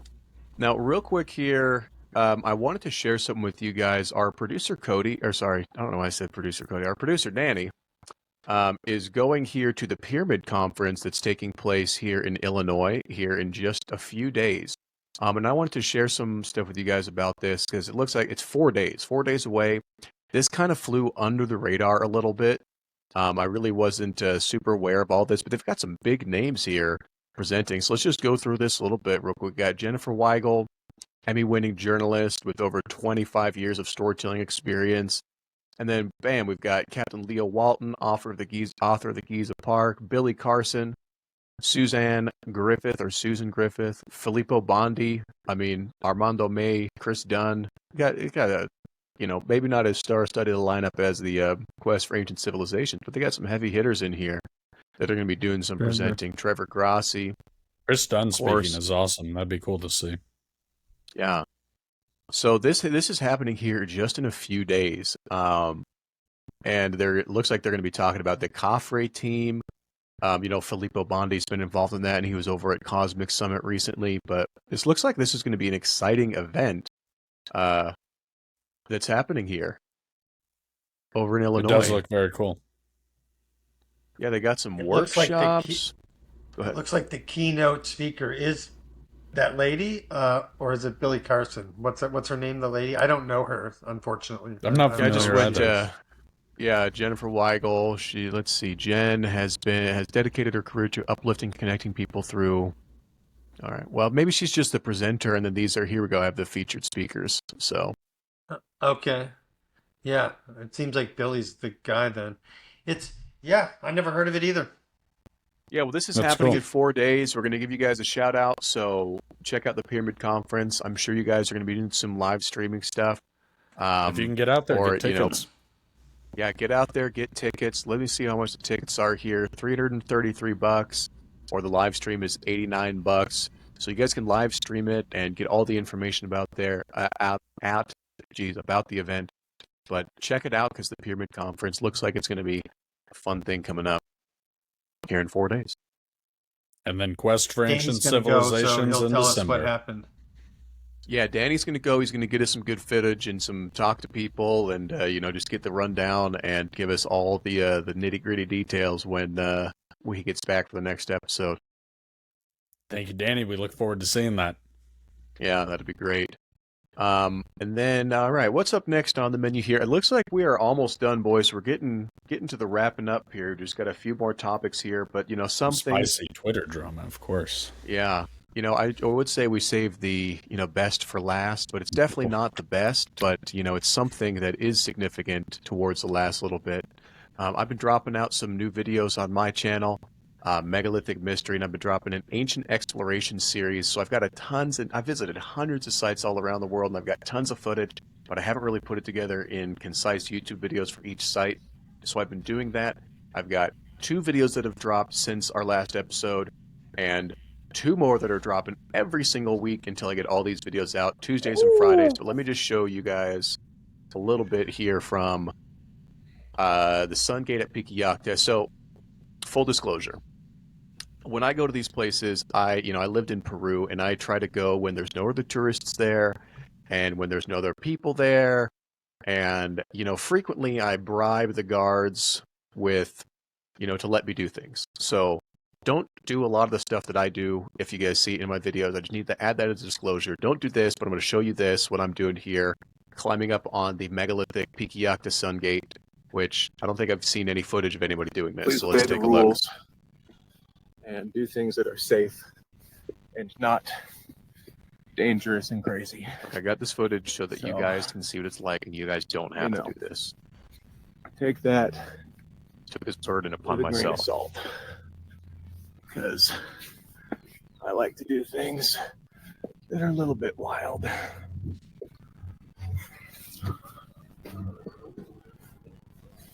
See the megaliths there below.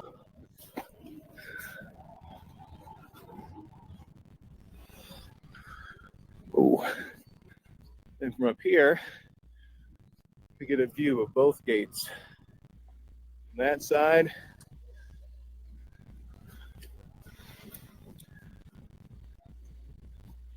and on that side. Now imagine how big this must have been, and how. That's so amazing, that is, dude. Yeah, that's the Sun Gate at Piquillacta. Definitely watch the full video, because there's like 2, as you guys could see on that, there are 2 very, very clear, distinct differences in the level of quality of construction. The stuff that I was walking up on, then you can see right in front of you, see that huge square blocks that are fit together with an insane precision with megalithic nubs on it. And it's like, well, the stuff that's built on top is of severely less quality than stuff built on the bottom. But check out that video. Then I'll just give you. Oh, thank you. Thank you. Plus, it's fun to climb up on that stuff, Hell yeah. when nobody else I like is how around. you're like, I'm just doing it so you guys don't have to. I'm like, yeah. Taking one for the team, buddy. Oh, I made man. a sacrifice. It was a thank tough you. sacrifice, and I will continue to sacrifice for you guys if you need it that way. The videos are we awesome, though, so appreciate it. definitely do go check those out. I've enjoyed those uploads, so keep them coming, Aaron. Yeah, and then here's just a quick another one. There's a little preview here of another site that I went to. It's called T-Pone, which is one of my favorite sites. It features incredible water engineering, and then these megalithic blocks up top. But you can see, you guys can tell the difference between the Incan and the regular block, or I should say the Incan and the megalithic blocks. It's very, very painfully obvious. A lot of these Incan sites is they found these megalithic structures and megalithic things existing, recognized them as sacred, and tried to build around them and replicate them. Like this block right here, that is this gigantic, rectangularly cut block of andesite, as hard as granite. Looks out of place. Incan Completely out of place. We'll just do a quick video of that one. But yeah, visit down there in Peru. Visit Megalithic Mystery channel, because we're doing a lot of exploration, a lot of places. So it's pretty cool. And book a So tour you with potentially it. have, you potentially have like dozens of videos or more on like of that quality of stuff. Yeah, I've got I exciting. think 52 more videos that I'm producing. So for the next like 6 months of just different places that I've Nice. explored. So That's amazing. Yeah. Nice. yeah, and I again, s- I- you come on with me down a tour. Not you guys. You guys are definitely coming, but audience, come on with me. Come on a tour with me down there in Peru. It is fantastic. I'll take you to these places that hardly anybody else gets to go see, when you can do stuff like I do, where you climb all over it and put your hands on it and touch it and sit on it and eat lunch on it. And it's nice, because like the tourist places like Machu Picchu and Sacsayhuaman are very, very cool. But it like Peru's wild enough where you can still get these untamed places where there's nobody there and nobody telling you what not to do, which is why I love Peru. That is amazing. I look forward to getting down there with you, and people should definitely book a tour with you, because that's incredible. Definitely. And then, just on the subject of Peru, we're just going to cover this real quick because there has been, excavations are ongoing, and I always like to touch up on that. Weird Old World, my friend Matt, he is the best Twitter follow for this. He Doing has been great going coverage. hard on this. So let's see. This is the Sacsayhuaman excavations. Yeah, this is the Sacsayhuaman. Sexy Woman excavations. You can see here, look, they're just like that stuff I showed you the other day at Choco with these bizarre cuts into the blocks here. So good for Peru for actually doing stuff like ongoing excavations are happening. Things are stagnant in Göbekli Tepe. Things are stagnant in Egypt. But yeah, Peru's South doing America, good stuff. always for the win, man. I'm telling you, Mesoamerica, South America, that's where the real neat stuff's hiding. I love it. Jay's doing some good stuff here too. He's on ground as well. Yeah, Jay went down there recently. I tried to reach out to Jay, even though he does follow me on Twitter. I'm one of his 95 Twitter follows. He didn't get back in touch with me because I was like, dude, you're going to all the tourist sites down there. We need to send you to the real sites so you can get good 4K footage. But because everybody's got footage at this place at Nyamba Iglesias, and which is cool. It's good for him to get down there. Super happy, Jay. I did troll him a little bit because he posted a picture. Let me see if I can find it of him wearing a poncho, but it was one of the cheap gringo ponchos. And right here. This is pretty funny. So I posted. I said, dude, on here, hey, we got to get you a real poncho that's handmade. But then he was like, LOL, that's why I liked it. But I was like, hey, I'm not hating because I've got basically the same one. But so I threw it on and took a picture for him. But he's there's pretty funny. So follow Jay, Project Unity. He's always doing tons of fun stuff all around the world. Just visited Peru down there as well. And, follow Weird Old World on X for all of your updates around Sacsayhuaman. Yeah. Yeah, I think we've only got 2 more things to cover here, boys, and we are done. Dave, I'm going to throw it over to you first, and we'll end on the internet drama. So Dave has been talking about the 3-Eye Atlas event. Should you call it an event? Object? How do you even describe it? The 3-Eye Atlas thing that Dave's been going on. He's done some stuff with Stefan Burns. So, yeah. Over to Dave. What you got for us? Yeah, so I'm going to be covering this occasionally, and I'm going to relate it to ancient history for you. But the ancients obviously were very interested in, the solar system and what was going on in the cosmic environment. And as our modern civilization as well, for a bunch of different reasons, as above, so below, what happens.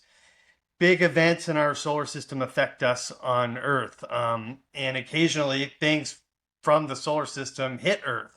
Well, occasionally things not from the solar system hit Earth, and occasionally things not from the solar system visit Earth. Right now, 3-Eye Atlas that's the name is the 3 stands for the third, which is the third ever one of its kind. I stands for interstellar, and Atlas stands for the telescope that discovered it.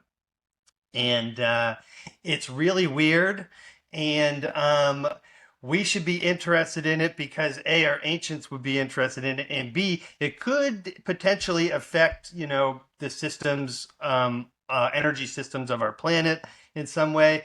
And some people are saying it's aliens, right? But it's doing some really weird stuff. So we're gonna go ahead and check it out. If you play the first video, let's go for it. Here we have the position of 3-Eye Atlas with its orbit in the solar system, and we see the orbit right there, 3-Eye Atlas. See how close it's getting to Mars? This is set for today, the 20th of September. But if I go forward, you'll see that it has its closest approach to Mars around the 3rd of October. And we see it getting within about 0.25 astronomical units of Mars at that moment in time. And here is a position of Earth. So you can see why it's getting difficult to observe, right? Because it's at a pretty close angle to the sun. Not like way over in this direction, which would be brilliant, because then we'd really be able to see it quite easily, so long it was close enough to reflect a good amount of light. So this is swinging in very fast to the inner solar system, and it's displaying all this anomalous behavior and activity. So this is a developing story. I'll keep you up to date as to what's happening. Again, check the video description for a lot more information and links that you can bookmark. So Woo! Man, Yeah, hopefully so they'll just keep driving here's by. the thing about this, real quick, is that it's really, really big, and it's coming in hot, and it's coming in fast. It's going to be here and gone, basically by the end of the year. Play the next clip, Aaron. Or is it going to be gone? Yeah, hopefully. Yeah. Hopefully gone. Super gone. Yeah, So far gone. Hopefully. We're like the bad neighborhood. They'll lock their doors and just keep going. Eye Atlas, Yeah. mysterious interstellar object, which first was detected in July of this year, speeding into our solar system at about 60 kilometers per second, now is within 2 astronomical units of the sun, meaning it's closer to the main engine of energy and life in our solar system. And as a result of this proximity to the sun and its very fast velocity, it has started to rapidly expand with its gas coma, which is actually a mixture of dust, gas, and plasma. It's a complex, dusty plasma. In addition to this, it started to brighten rapidly. So Oh, now my. it's around a magnitude of 12, and this is deviating significantly from the expected light curve of 3I Atlas. So in fact, this interstellar object, as it makes its perihelion, 3I Atlas. So it's bright. It's got anomalous brightness. That's cool. Yeah. Yeah. Go ahead, Dave. No, I'm just saying, yeah, it's got anomalous brightness. The coma's going towards the sun instead of away from it, which is weird. And it's speeding up now, and- right? Yeah, but that's normal as it's getting closer to the sun. If you can imagine, the gravity gets stronger, Right. so it pulls it in faster. Yeah, it did one more thing, and that's what I say. I'll occasionally cover this on the show, guys, when it does something weird, and the next clip is the weird thing that it did. And he Yeah. mentioned it just a second ago too. It changed color. Yeah. Yeah, One of the latest that's images it. of 3I Atlas of good quality. This was taken by Michael Yeager and Gerald Raymond in Nambia on September 17th. And you see it very clearly right there. They stacked the images that they took of 3I Atlas. And so as a result, the stars are all basically blurred, but 3I Atlas is in focus and very clear. We see it has this strong green color. And so there appears to have been a chemical composition change as it relates to its coma, because green is produced from very specific elements or molecules. Specifically, C2 seems to be the main molecule that produces this green color in the optical band, visual light like we see, though there are some other combinations that are possible. But the initial data on 3I Atlas did not support an overabundance of C2, so maybe there's some new chemical process that's unfolding on 3I Atlas. That's one of the. So I just wanted to highlight this, and if it does anything else weird, I'll make sure to bring it up. But this is something that the ancients definitely would have been aware of. We're going to be able to see it in certain conditions with the naked eye. We ought to be marking it in as the months stone. Yeah, and so Just in case. I'll keep you guys updated. But it's definitely, as far as we know, the third one of its kind. So anything's really possible. This thing could be from anywhere and could be made from anything, so it's going to be interesting. That's exciting. It is super interesting. I mean, there's a lot of dispute about like what Serpent Mound was built for, and Graham Hancock and others believe that it was like Serpent Mound in Ohio was built to track whatever object could potentially cause the Younger Dryas event. Yeah. And it's interesting. You hit the nail on the head. The ancients definitely would have been aware of this if you could see it with the naked eye, because they paid so much attention to the stars. Like we pay less than 1%, a fraction of 1% as much attention to the stars as the ancients did.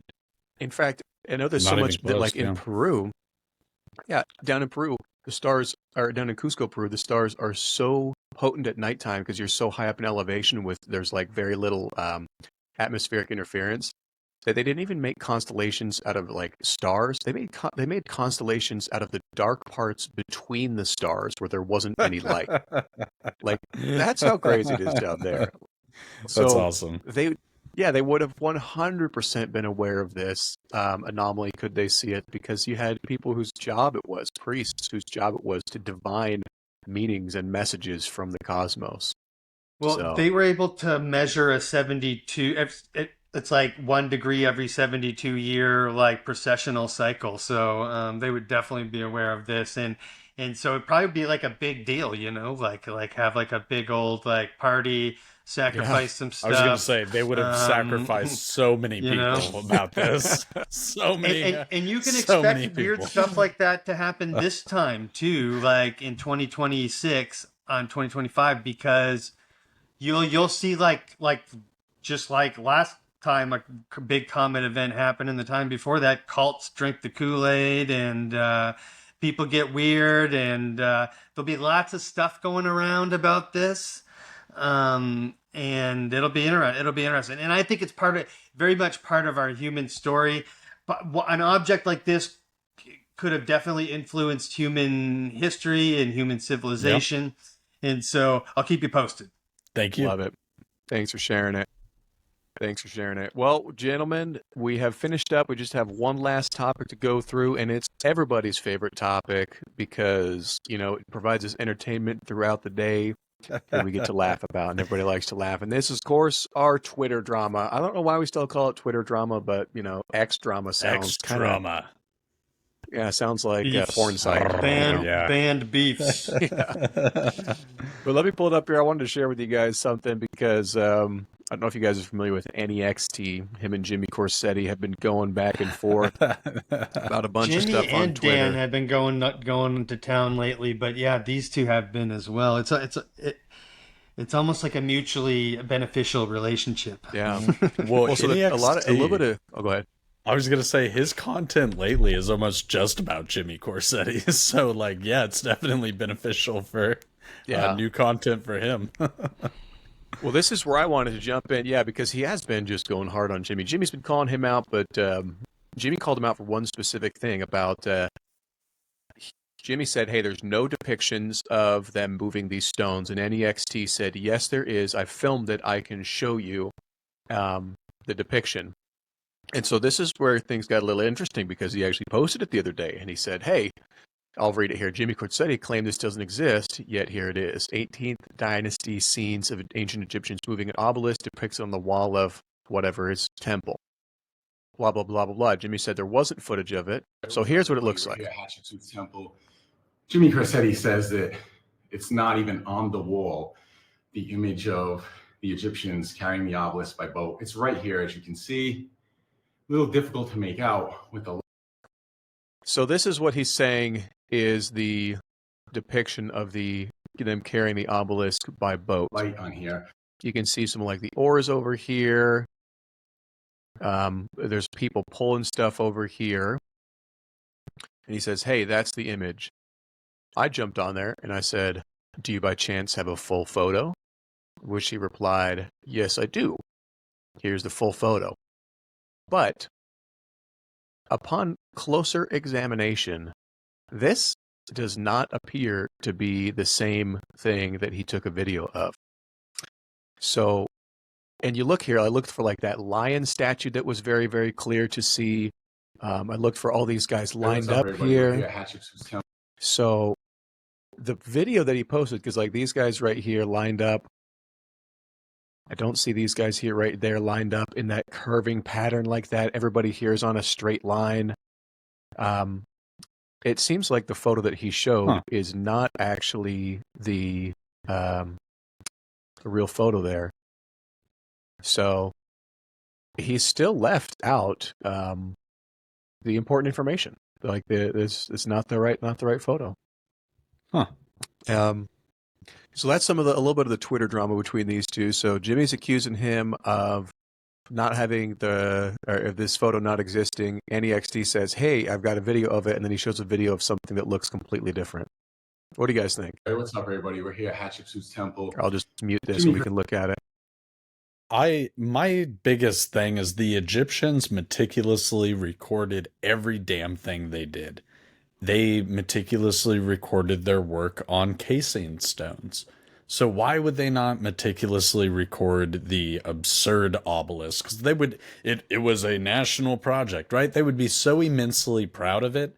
They would have like 10,000 scribes scribing it. And so when you have to reach and show evidence that may not even be related to what you're trying to say that it is, just so you can wipe away Jimmy, careful, you're gonna pull something in EXT if you reach any harder. That's how I feel about it. Yeah, it's like it's a bizarre argument to take, like to say, "Hey, I've got a video of that," and then show something different. Hey, what's up, everybody? We're here at Hatshepsut. That confirmed that that's different than what. I mean, it looks different to me. Like I showed the lion. I can't find any lion in the picture that he sent. There's a whole bunch of dudes. Right. There's dudes that are existing on on a curving sure. slope. Yeah, I mean, obviously, he got interneted, like he got tricked into thinking it was the same thing, or he's being dishonest. I doubt he's being dishonest.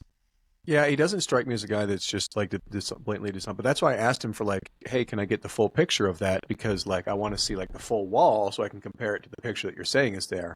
So, I mean, like, this is still inconclusive. I would say I'm still saying that like, these depictions of them moving the stones just don't exist. Right. I'll say they don't exist. If they existed, Anyextee wouldn't be the only person sitting on them. They definitely if they existed, Zahi Hawass would have gladly taken them on Limitless. Yeah. If they existed, Zahi Hawass would have definitely taken them on Joe Rogan. If they existed, none of us would be here starting careers in an alternative history field. So I appreciate Anyextee's effort, like when Egyptologists do it, but it's grasping at thin straws. And I think it's kind of silly the harder you stand on stuff like that is so out there. And it's like, well, we've got this one depiction. Okay, you've got one depiction for 50,000 monuments that we can't explain in modern realms of understanding. Get out of here. So, I don't know. Yeah. The desire to wash away the mystery is weird to me. Yeah. I'm open to anything. But like, show me the money. Yeah, show me a better picture, Anyextee. Like, show me the picture of the full wall, then I can compare it to the picture that you're saying it is, because it doesn't look the same, buddy. Don't Bigfoot picture us. Come on. That's funny. And our last little piece of Twitter drama here. Let me pull this up. Dan Richards, always good for a good laugh. He just replied to somebody here. These pesky pilots are so full of it. Blah blah blah blah blah. Proof archaeology isn't real science. Number 48 million. If a pilot pretends to be an archaeologist, it takes another archaeologist to find this out.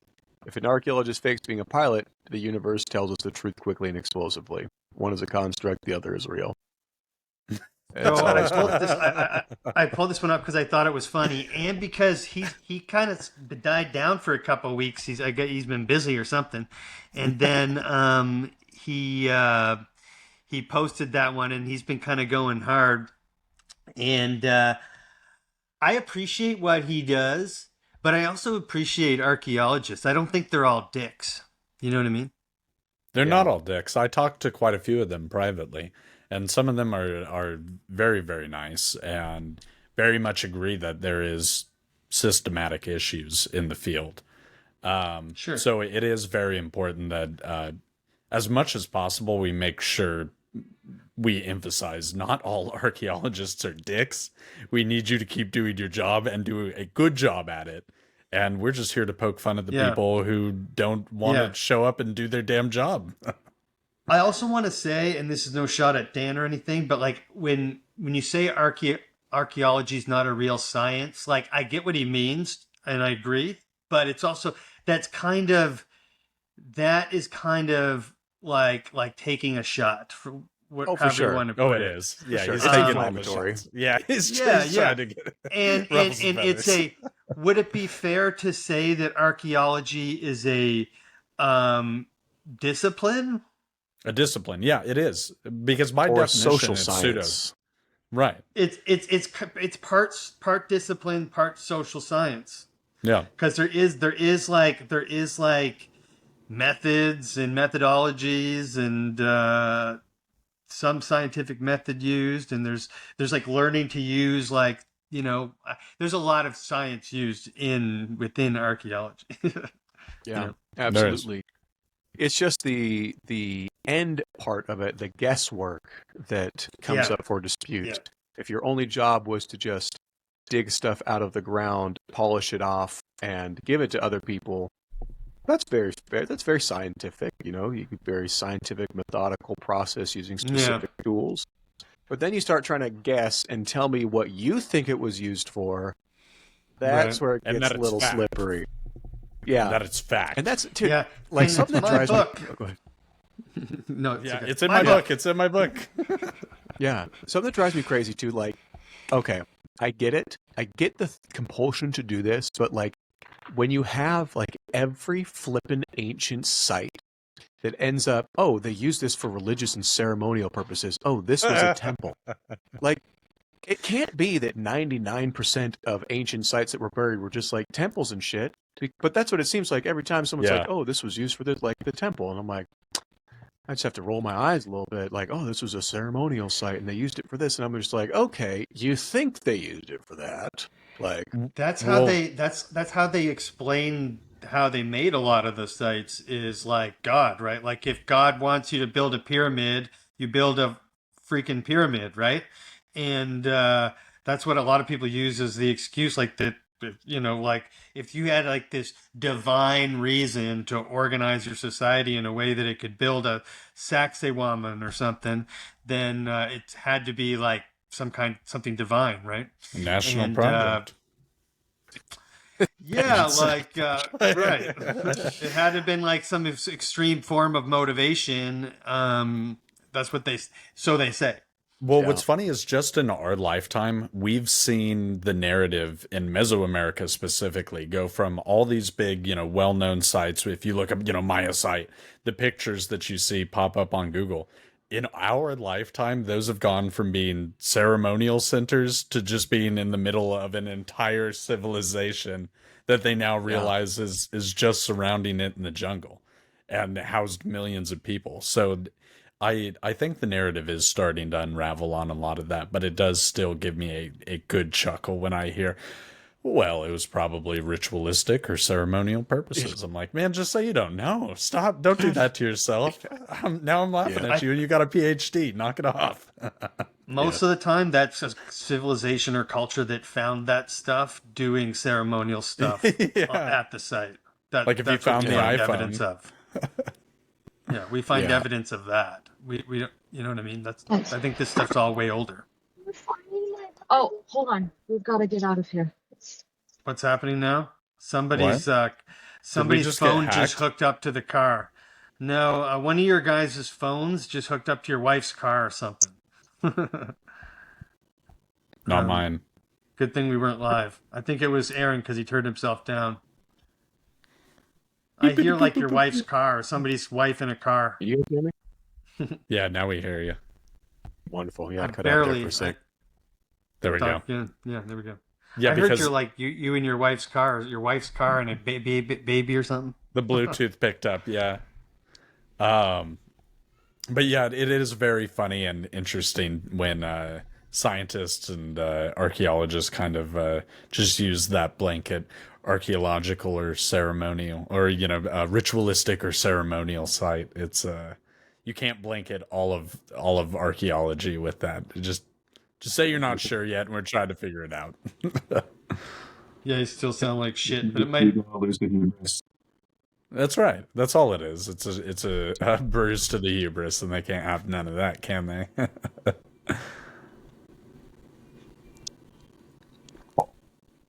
Just one sec, guys. Let me plug back in my microphone. Just dropped off here. Yeah, your microphone. Oh, we news it. We need to do a little find me here, find me there. Little edit and See you post, at the baby. Ancient Civ conference. You guys got me there? Oh, rich and creamy again. We hear you. Wonderful. Wonderful. Sorry about the technical difficulties, folks, but thankfully it's towards the end of the episode, and I think probably 99% of people that are going to watch the episode will have dropped off beforehand. So only the true fans, the get real to ones, see all of our technical errors and mess ups and bloopers. Well, they can chide us about it and how much we fucked up in the beginning later on when there's more than a couple people watching. So exactly. Like, I remember this when for the the show Patreon? was glitchy as fuck. I remember Hey, when can I- Aaron had to be a producer and it sucked. Before we go, can I share screen real quick? Yeah, hit your share screen. If you see it there, hit share screen. How do I do Well, and that? I still look like I'm There it is. broadcasting I from see the it. 1930s in 720p. So that's what you were going for. Yeah, well, it's I just a wanted built-in to say, effect. maybe not this week, maybe not next week, but this. Yeah, it's on now. We're doing. It's officially. We're officially doing prank wars. Okay, whatever that is. Oh, did I lose it? I didn't mean to lose it. No.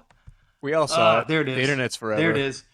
Yeah, I don't know how the hell this happened, but I'm getting both of you guys back. What is this? That is, I didn't have PNGs of all you guys, and so AI did it for us. Dave was done so is dirty that? in that one. Oh my thought that god! I too. took one look. I was like, "What in the fuck is that?" For the first episode, look at my face. I got like one eye open, and then one eye totally closed, and one eye kind of closed, kind of open, kind of closed. Love it. You guys are both up there, all studly like this. One on the left, one on the right. I know, it got me Squeeze rubbing me in my the chin. bottom there. Jesus Christ! Send me a PNG. I'll throw up a good thumbnail for this one. We won't do I you know dirty this we're time. keeping it. We're keeping it. But it's on now. One of us but I needs actually to be will. small. I will and- send you some pictures. Yeah, I need those PNGs, and I'll whip something together. I took mine. I took all my posed PNG shots, and even I just don't. I don't have time for. Come It's on. not that I don't have time. So my We need the brain glamour doesn't have shots, time for taking gentlemen. pictures of myself. But I'll do it Yes. today with my new background and stuff, and I'll send it to you before you put this out. That'd be great. Hell yeah. Great. Well, honestly, guys, that it's been like 2 hours, but I think that time flew by. We should probably wrap it up. Yeah, it was here. fun. We got through everything that we wanted to talk about. We didn't have to cut out absolutely anything, so that is great. Just a reminder, follow Mike and Dave's Multiverse, East10 Outpost, and Megalithic Mystery on all channels that are available. Drop a comment down below. We need people commenting, we need people liking, we need people sharing. We're starting out this Yes. channel, so all the help we can get. Plus, you get to win this. get a sexy hat. It's so Yeah. easy. That. Leave a if- comment. If person smash who the likes like. the most. If any of us get And famous I someday, need a this new might hat. be worth something. But if not, it at least keeps the sun out of your eyes. So it's still useful. It's a utility. At the very worst, it's a And- utility. Dave needs Leave a a new damn backwards comment. hat It's so for his easy. show. Yeah. That's Hey, right. yeah, at the very worst, it's still a hat. Yeah. And it's free. It's free. All you have to do is just type a little bit and put enter and hope that your comment is good. Yes. So Hey, and all those content creators out there that are just pumping it out every week, like or every 2 weeks, good job. We love all of your stuff, and that's why we're doing this show.